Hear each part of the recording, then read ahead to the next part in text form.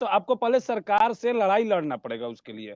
सारा परीक्षाओं को पास करने के बाद, अर्हता धारण करने के बाद भी आपको आना पड़ेगा रोड पे। 6 महीने साल भर रोड पर संघर्ष करना होगा, तभी बहाली हो पाएगी आपकी। ये परंपरा बन गई है बिहार की। इसको बनाना होगा, इसको फिर से सुधारना होगा, इस परंपरा को।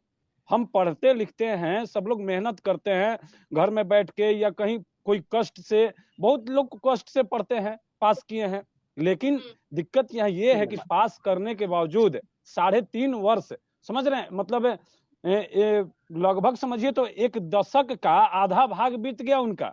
उसमें 3.5 वर्षों 4 वर्षों में उनका जीवन कहाँ गया होता, आप सोच सकते हैं खुद।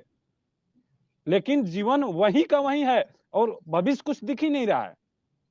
हो सकता है कि आगे आने वाले भविष्य में अभी बहाली नहीं होते तो कईयों की एज समाप्त हो जाएंगी।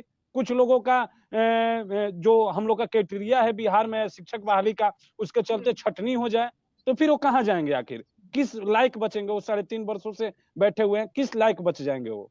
नहीं तो चलिए, आज एक अच्छी खबर भी आई कि अब बहुत ही जल्द ये जो पूरी व्यवस्था है वो सेंट्रलाइज हो जाएगी। नहीं नहीं, आप जो ये नगर व्यवस्था, निकाय। मैम आपको जी। रोकूंगा। ये व्यवस्था जो आप बोल रही हैं, ये व्यवस्था अगस्त से ही है। अगस्त में ही ये सारी चीज क्लियर हो चुका था कि केंद्रीयकृत होगा, ये सबको पता है। अगस्त में ये चीजें सामने आई थी कि इस पर विचार किया जा रहा है, लेकिन आज ये खबर सामने आ रही है कि बहुत जल्द, और पूरा जो ड्राफ्ट है वो तैयार हो गया, तो कहीं ना कहीं इसका असर भी देखने को मिलेगा। नहीं नहीं, असर तो सिर्फ पेपर में देखने को मिलता है। हम लोग का बहाली का, शिक्षक बहाली का असर सिर्फ पेपर में दिखने को मिलता है। पूरा जो हम लोग का पटल पे है, ये कोई दिखता ही नहीं है कि मतलब कब बहाली होगा। तो पेपर का हम बात माने कैसे? जब तक नियमावली प्रकाशित नहीं हो जाती है, हम लोग मान कैसे लेंगे कि नियमावली में ये बदलाव हो भी रहे हैं या नहीं हो रहे हैं, या पिछला ही कोई सब उठा करके आप हमको पलट के रख दीजिएगा जो तैयार हुआ है। मीकू जी, आपसे जानना चाहूंगी, मीकू पाल भी हमारे साथ जुड़ गए हैं। ये जो नया बदलाव होने जा रहा है कितना सही है? मैम नमस्कार, और हमारे जो भी भाई जुड़े हुए हैं सभी को मेरा नमस्कार, आभार, अभिनंदन। देखिए, सबसे पहले मैं बता दूं कि बदलाव सरकार की नियत में होनी चाहिए, नीति में नहीं। सरकार की नियत ही नहीं है कि बहाली जितना जल्द पूर्ण कराना है, क्योंकि उनको ये लोकसभा चुनाव तक लेकर के जाना है और नीतीश जी को प्रधानमंत्री का मटेरियल लाना है। तो अगर हम कहना चाहेंगे कि अगर ये चाहते हैं कि प्रधानमंत्री के मटेरियल है, तो अपने ही राज्य में या अपने ही बच्चे को भविष्य के साथ क्यों खिलवाड़ कर रहे हैं? ठीक है भैया, आप प्रधानमंत्री के मटेरियल हैं, लेकिन जो आप हाथ जोड़ करके वोट मांगने जा रहे हैं वो काम कर दीजिएगा, तो आपके लिए हाथ जोड़ करके वोट हम लोग मांगेंगे। आपको आवश्यकता नहीं पड़ेगी ये चीजें करने के लिए। बिहार में शिक्षक अभ्यर्थी लगभग 3.5 साल से सड़क पर है। सारी अहर्ता, सारी क्राइटेरिया पूरी करने के बाद गर्दनी बाग की सड़कों पर धूल फाक रहे हैं।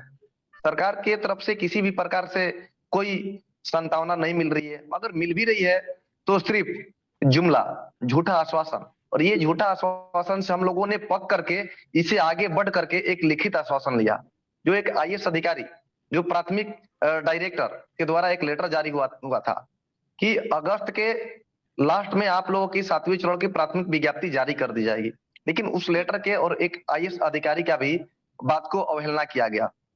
आज तेजस्वी यादव जी जिस बात को लेकर के कह रहे हैं कि हम लोगों ने सारी प्रक्रिया के लिए काम कर रहे हैं, तो हम उनसे पूछना चाहेंगे कि 7वीं चरण के लिए जो नियमावली बन रही है, जिसको आप कह रहे हैं कि अभी हम लोग उसको छुपा करके रख रहे हैं, ऐसा लग रहा है कि कोई आएगा फाइल लेकर के चुरा कर चला जाएगा, लगता है।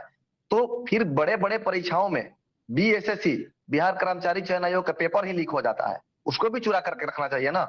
इतनी बड़ी परीक्षा, इतनी बड़ी जिम्मेवारी आने वाला दिन में तो। चलिए आगे बढ़ते हैं। सुमित मेहता, आपसे जानना चाहूंगी, बड़ा बदलाव होने जी जा रहा मैम, है, हम लोग कैसे? ये बदलाव कितना दिन बिरबल की खिचड़ी बन गया है, कितना बदलाव कर रहे हैं पता नहीं चलेगा। जब वो पटल पे आ जाएगा तब हम लोग को पता चलेगा कौन सा बिरबल की खिचड़ी पका रहे थे 3 सालों से। हम लोग जब आंदोलन करने जाते हैं, हम लोग को क्या मैम? राजनीतिक नहीं हम लोग नहीं, आलोक आलोक भैया प्लीज एक सेकंड। जब हम लोग पटना, हाँ। अररिया जिला से, हम लोग यहाँ से 370 किलोमीटर है पटना, यहाँ से हम लोग जब पटना पहुंचते हैं तो हम लोग को बोल दिया जाता है कि ये बीजेपी के एजेंट है। बताइए भैया, इस ठंड में हम लोग वहां जाते हैं डंडा खाने, बीजेपी के एजेंट है? जब आंदोलन चल रही थी हमारी गर्दनी बाग में, तब आप विपक्ष में थे, उस समय से आंदोलन चल रही है, तब की क्या आप आरजेडी के एजेंट थे? हम ये बोलते वक्त आपको शर्म आनी चाहिए। जब बीजेपी के एजेंट हमको तथाकथित बोल दिया जाता है, क्यों बोला जाता है भाई? आप जब विपक्ष में थे तब से आंदोलन चल रहा है। तो आज पक्ष में आते हैं, सत्ता में आते हैं, तो अब हमको बीजेपी का हम लोग का जे मेन मोटिव है, हम लोग का प्राइमरी नोटिफिकेशन जारी कीजिए। दिसंबर 2019 से पास आउट है, हम लोग अपने घरों में बोल नहीं पाते हैं कि क्या कौन सा एग्जाम पास किए हो कि अभी तक तुम लोग का ज्वाइनिंग नहीं हो पाया है। कैसे हम उसको साबित कर पाए कि हाँ नहीं हम सच में पास किए हैं? जब तक हम लोग स्कूल में नहीं पहुंचेंगे तब तक कोई हम लोग पे विश्वास नहीं करेगा। हम लोग पे कौन विश्वास करेगा? कौन विश्वास? हम लोग जब हमारे पास राज जी आपसे जानना चाहेंगे, घर वाले पूछते हैं तो क्या कहते हैं आप? कौन से एग्जाम दिए कि रिजल्ट नहीं आ रहा? जी मैम, बिहार तक में जोड़ने के लिए धन्यवाद आपको मैम। हेलो जी जी जी, सवाल का जवाब दीजिए। घर वाले जब पूछते हैं तो क्या कहते हैं? एग्जाम तो क्या दे दिए 2-3 बताएं? साल, अब तक रिजल्ट नहीं आया, अब तक तुम्हारे हाथ में नियोजन पत्र नहीं है, जॉब कब लगने बाकी है तुम्हारी? क्या बताएं मैम, यहाँ तो सब डांटता है, डिप्रेशन का लगते हैं, शिकार हो गए हैं, बहुत टेंशन में रहते हैं। बताइए, तो शिक्षा मंत्री गाँव वाले क्या कहते हैं? आसपास के लोग क्या कहते हैं?